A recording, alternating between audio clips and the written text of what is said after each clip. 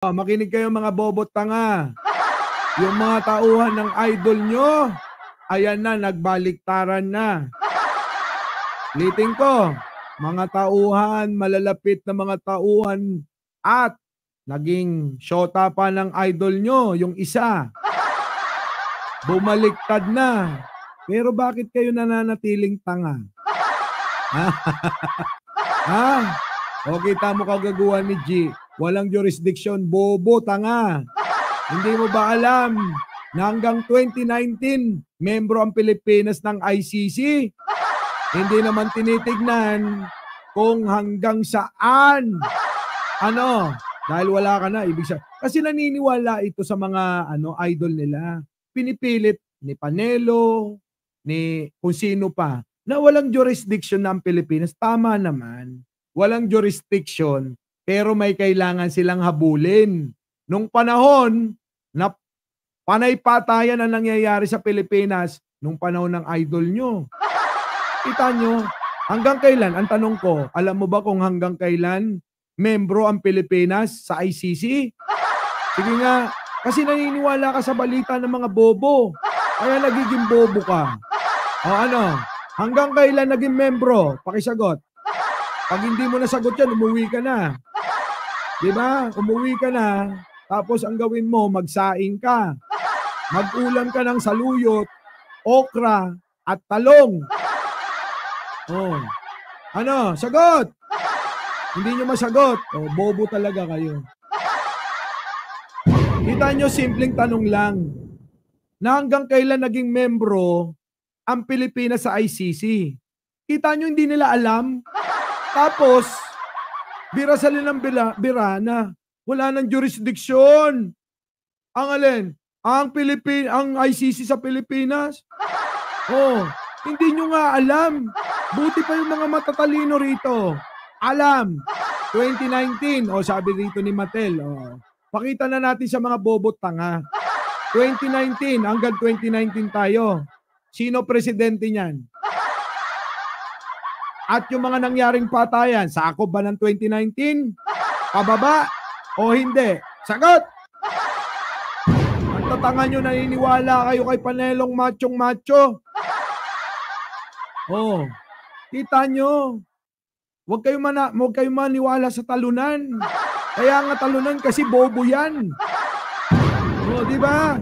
Kasi kung matalino yan, dapat nanalo yan. Gusto ko marinig yan. Alam nyo kung kanino? Kay Sarah. Kita nyo, biglang nawala na sila. Kasi nga hindi nila alam, ligaw sila.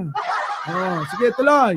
Dito na tayo sa pagbaliktad ng mga tauhan ng idol nila. Hindi nila alam. Kita nyo, no? Hindi nila alam. Sige, tuloy. Bumaliktad na rin si dating NAPOLCOM Commissioner Edilberto Leonardo matapos dikdikin sa hearing ng House Quad Committee. Nako, kailangan pa talagang dikdikin, no? Sige, tuloy.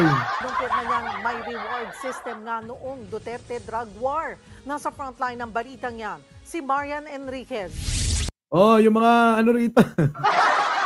Si Sorina naman, yan lang ba kaya mong sabihin? Argumento hinahanap ko rito. Gusto ko may argumento kayo para masagot ko. Diba, Stanley? Kita mo si Stanley. Ang banat katok. Buang ayaw na nilang gamitin yung adik bangag. Bakit? Kasi nilinis na ng idol nyo si Presidente. Na wala, diba? Wala sa listahan ng narco-list si Pangulo, tapos kayo naman tawag ng bangag. Sabi dito, bakit ICC? Wala ba tayong korte dito? Nako, bakit? Dinimanda na nga, isa na nga lang nakalusot. Maging yung mga mambabatas, sila na nagsasabi na yung justice system natin, babayaran lang ng idol nyo. Aminin ninyo. Hindi ba nababayaran yung mga korte rito? Kalokohan yan, no? Kaya nga kita nyo nangyari kay Kibuloy. Di ba? Na-absuelto. na-absuelto nung panahon ng idol nyo. Hindi nyo ba alam yon? O, di ba? Hindi nyo alam kasi nga mga bobo kayo. Ano nyo malalaman? Na talagang yung iba dyan, namamanipula ng alin? Pera. Oh, hindi naman kaila sa inyo, di ba? Marami silang nanakaw. Kaya mayroon silang pambayad. Kita mo? Yan ang sinasabi ko sa inyo. Doon na lang sa ICC. Kasi mga kababayan, ito para sa mga bobot tanga. Iba ang kaso ni Digunyo. Hindi to ordinaryo. Sasabihin nyo, bakit hindi demanda? Kung ikaw, nanira ng tao, ikaw, nakapatay ka't ordinaryong tao ka, pwede na rito. Pero yung mga tulad ni Digunyo, naku, hindi na pwede dito yan. Kung kailangan nga kay San Pedro na, ano yan, litisin yan, doon na lang.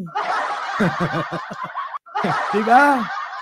Oh, kung pwede lang, na kay San Pedro na lilitisin yan, lilitisin ni San Pedro, Digunyo, anong mabuting nagawa mo? Diba? Sabihin, San Pedro, pumatay ako ng maraming tao. Gusto ko sanang ubusin yung mga bobong panatiko ko. Kaya lang, kulang yung 6 na taong ko. Kalma. Baby, kalma. Huwag mo naman akong bigyan ng dahilan para tatingan ka. Bakit? Hindi ba legal lang ICC sa atin? Kita mo, tumatalong ka na. May korte tayo. Ibang usapan. Sabi ko nga sa inyo, level-level yan. Yung kaso ni Digong na libo-libong tao ang pinapatay niya, ayun may jurisdiction ng ICC doon.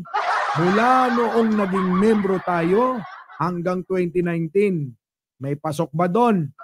Yun ang sagutin nyo. Hindi nyo nga alam kung kailan tayo nawala at naging membro. Tapos, tira kayo ng tira. Diba, honeybee? Ha? Ayanin natin. Baka naman sabihin ni Digunyo, San Pedro, aamin na ako. Umamin na ako sa Senado. Nag-utos ako para pumatay ng tao. Kinuha ko yung reward ko sa mga makakapatay ng mga ordinaryong tao sa Pogo. Diba? Okay. Eto na. Pasok. Matapos ibunyag ang umano'y reward system sa war on drugs na binase raw sa ginagawa sa Davao City. Kinumpirma ni dating PCS. Ito yung jowa ng idol nyo. Diba? Di nyo ba napansin lahat ng trip ng idol nyo iisa itsura? Tulad nito. Amin na. Umamin na. Kinumpirma ni dating PCSO General Manager Roy Nagarma na tinawagan siya ni dating Pangulong Rodrigo Duterte pagkatapos niyang humarap sa Quadcom. Sinabi dati ni Garma na sa kanya nagpahanap ng polis na taga-INC o Iglesia ni Cristo si Duterte para patakbuhin ang drug war. He just explained. Ayan maliwanag na, umamin na sila Ayaw nyo pa rin maniwala na umamin na. Ayan jowa, tauhan, diba? Ang hindi aamin dyan, si Bongo tsaka si Bato at yung ibang general na inutusan ng idol nyo. Balik na tayo rito. Ayan marami ng ebidensya. Mismong mga gumawa at inutusan ni Digunyo, tinawagan para ipagawa yung alin?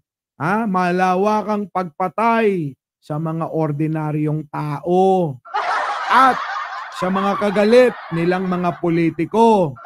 Kita nyo? Di nyo magets, no? Kasi ang gusto nyo, maging imperno ang Pilipinas, no? Pasok. Nasa tweet naman ni dati. Ako, ito na yung sinasabi ko. Kita nyo, ito, ha? Ito, pakinggan ninyo to. Senador Sonny Trillanes na i-transmit na umano sa ICC ang Talagang ganon, Rosemary Kagawa, paulit-ulit. Di ba yung mga bobo dapat ulit-ulitin mo? Dapat nga araw-araw sabihin mo. Kasi hindi nila maiintindihan yung sinasabi mo. Di ba? Oh. Ganon talaga mga bobo.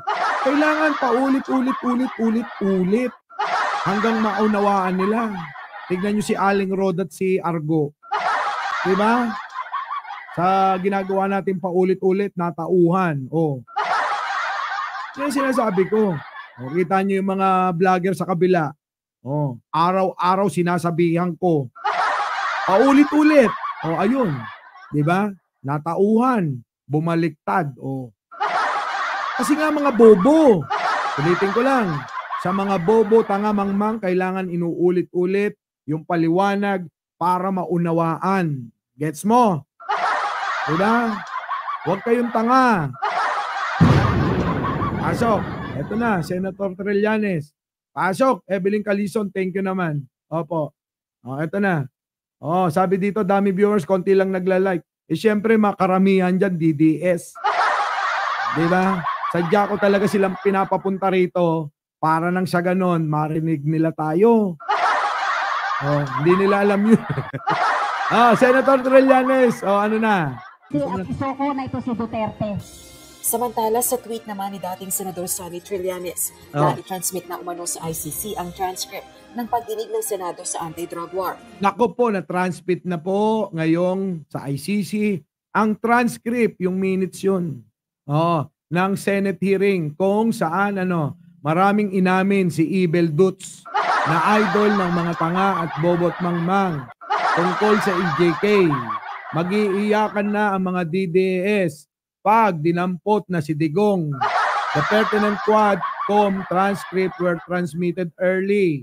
Nako, kaya itong mga DDS daw ay talaga namang matatauhan na ba o hindi pa? Hindi naman nakakapagtaka daw na yung mga DDS habang buhay ng tanga. Di ba? Sabi rito. Di ba? Tapos, on and all were duly received.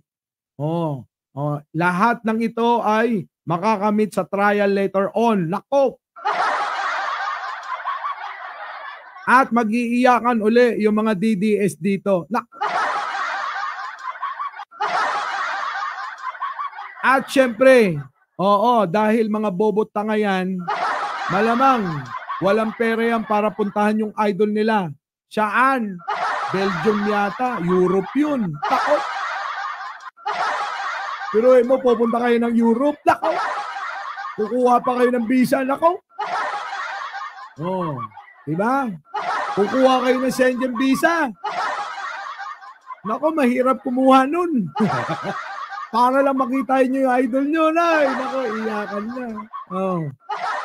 Kawawa naman. Diba? Kawawa naman. Diba? Diba? Paano kayo pupunta ng Europe? Kasi doon yan ikukulong. Kasi nga, ako nakukuha ko, nagigets ko gobyerno rito Ayaw nila sampan ng kaso rito kasi dagdag kaguluhan pa. Alam nyo naman yung mga DDS, naghuhurumentado. Diba? Naghuhurumentado yung mga yun Nagwawala yung mga yun. Akala mo, nasasaniban ng idol nila So ano kayo mangyayari? Mas maigi na pumunta doon sa Europe. Dalhin doon si Digunyo. Di ba? Tapos pumunta kayo abangan ko kayo kasi sigurado ako pupunta.